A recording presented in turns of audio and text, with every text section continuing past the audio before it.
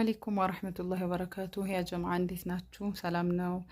ዛሬ ረሳኢል ሚነል ቁርአን ክፍል 62 ነው ይዤላችሁ የመጣሁት። አፎን እንግዲህ እየዘገየሁ ነው የምለቀው።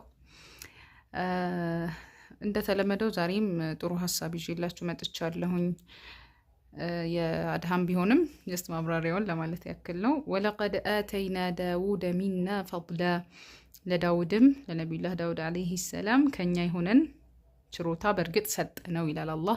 ያ ጂባሉ አንቺ ተራራ ሆይ አዊቢ ማዐሁ ከእርሱ ጋር፣ ወጠይር አንቺ አዕዋፋቶችና ተራራዋን አወድሱ ከሱ ጋር ውዳሴን መላልሱ።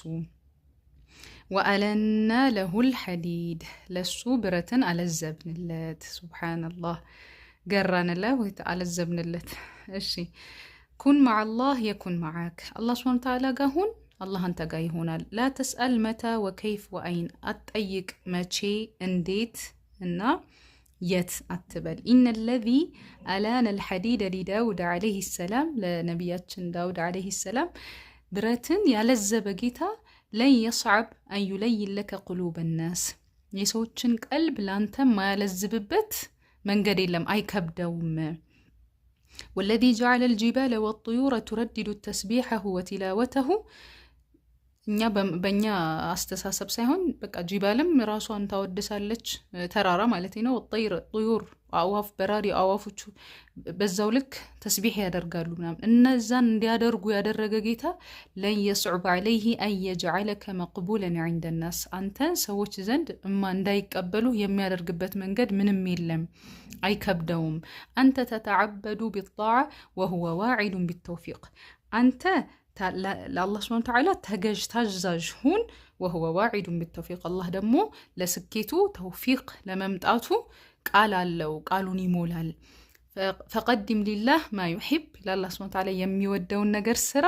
ዩዕጢከ ማ ቱሒብ፣ እሱ ደግሞ አንተ የምትወደውን ነገር ይሰጥሃል። አንተ ለሱ የሚወደውን ነገር ካደረግ ከሰጠህ ማለት ነው። ሱብሓነላህ በጣም ደስ የሚል ሀሳብ ነው። ምንድን ነው አንዳንዴ ብረት የጠቀሰበት መንገድ ወአለና ለሁል ሐዲድ ሲል ዳይሬክት ብረቱ መግራቱ ብቻ አይደለም። ብረት ምን አይነት እንትን ማቴሪያል ነው ብለን ስናስብ ደረቅ አይደለ፣ የሆነ ጠንካራ ምናምን ብለን ነው የምናስቡ። ጠንካራ የሆነውን ነገር አለዘብንለት፣ እንችላለን ነው። ገብቷችኋል አይደለ? ሶ ምንድነው አሁን ከብረት እንደ ብረት የምናስባቸው ጠንካራ ነገሮች ለአላህ ሲሆኑ በአላህ መንገድ ስንይዛቸው የማይለዝቡበት መንገድ የማይገሩበት መንገድ ምንም የለም ነው እንደው ሌላኛው ትርጉሙን ስናየው ማለት ነው። እና አላህ ሱብሓነሁ ወተዓላ ምንም ነገር ያቅተዋል ብለን የምናስብ ሰዎች መሆን የለብንም። ግምታችን የሆነ የቂናችን ምልከታችን ምናምን እንደዚሁ ሰፋ ማለት መቻል አለበት ማለት ነው። እና አላህ ምንም ነገር አያቅተውም። የሰዎችን ቀልብ ደግሞ ከመለዘብ ጋር የሆነ ተያያዥነት ባህሪ ያላት አይደለ? የሆነ በቃ አላህ ሱብሓነሁ ወተዓላን የሚያስደስት ነገር ባደረግን ቁጥር በሰዎች ቀልብ ውስጥ የመወደድ ከፍ ማለት የመከበር ስሜት መምጣቱ የማይቀር ነው። እኛ ታርጌታችን እና ጋያችን ብቻ ምን ይሁን? ፈቀድም ሊላህ ማ ዩሒብ፣ አላህ ይሄን ነገር ይወደዋል ወይ ስሰራ፣ ይጠላል ወይ፣ እንዴት አድርጌ አላህን ላስደስተው፣ አላህን የሚያስቆጣ ነገር እንዴት አድርጌ ላቁም ልተው፣ ቶሎ የመቶበት ስሜት ቶሎ የመመለስ ስሜት ከመጣ ሌላው ይሄ ለሰው የምንጨነቅለት ሰው እንዲወደን የምንጥረውን ያክል ለአላህ በሰጠን ቁጥር ሰዎች በግዴታ እንዲወዱን ያደርጋል ማለት ነው። አሁን ችግሩ ምንድነው? የተላለፍ ነው ሰዎች እንዲወዱን ብለን ማንነታችንን ስንተው ስንጥስ አለ አይደል? አንዳንዴ ለወደድነው ሰው እኮ ማይገባንን ነገር እንሆናለን። አናልፍም ያልናቸውን ቀይ መስመሮች እንተዋለን። ለሰው ልጅ እንግዲህ ያስቡት። ከዛ ደግሞ የሆነ ያልሆነ ማንነት ራሳችንን መስለን ሳይሆን ለመወደድ ያልሆነን ማንነት እንላበሳለን። ሜቢ እንዲወደን የምንፈልገው ሰው ዱርዬ ቀለል ማለት ከሆነ የሚፈልገው ስትጨብጪው ምናምን ከሆነ የሚደሰተው በቃ ያንን ማንነትሽን ትተሽ የሚወድሽን ሰው እንዲወድሽ ለማድረግ አንቺ የማትደራደሪበትን ነገር እየቀየርሽ ትመጫለሽ በብዙ ነገር። ከዛ ግን ምን ይሆናል? ጊዜያዊ የመወደድ ስሜት ያገኘን ሊመስለን ይችላል። ግን አብዛኛው ስብራቶች ከጀርባቸው ምንድን ያለው ብለን ስናይ ለማይገባው ሰው የማይገባንን ነገር እንድንወደድ የምናደርገው ነገር። ድካሙን አስቡት፣ ማንነታችሁን ቀይራችሁ ምናምን። ከዛ ደግሞ ውጤቱ መወደድ ሳይሆን ጭራሽ በእነሱ ልባችን ተሰብሮ የሆነ ነገር እንድንሆን ያደርገናል። ይሄ ሁሉ መነሻው ምንድን ነው? ታርጌታችን ሰዎች እንዲወዱን ብለን መነሳታችን ነው። አላህ እንዲወደን ብለን ስንነሳ ደግሞ እነሱን እኛ ረስተናቸው ከኛ ሰርክል ውጭ ሰዎችን አድርገናቸው ሰዎች በራሳቸው ዛቢያ ውስጥ ሆነው እንዲወዱን ይደረጋል ማለት ነው። ጤነኛው ሰው ሜቢ ጥሩ ሰዎችም ሆነን የማይወዱን ያው ፊ ቀልቢሂ መረድ እንደተባለው ውስጡ በሽታ ያለበት ሰው ላይወደን ላያከብረን አይደለ በቃ አንደርስቲሜት ሊያደርገን ምናምን ይችላል።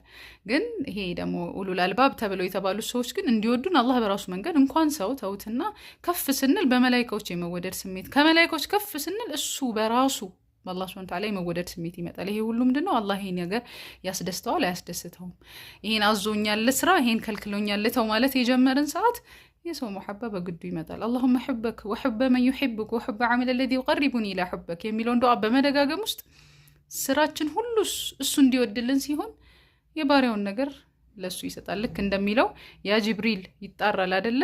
እስከ አባት ስም ምናምን የገሊት ልጅ እኔ ወድጃታለሁና ወደዳት።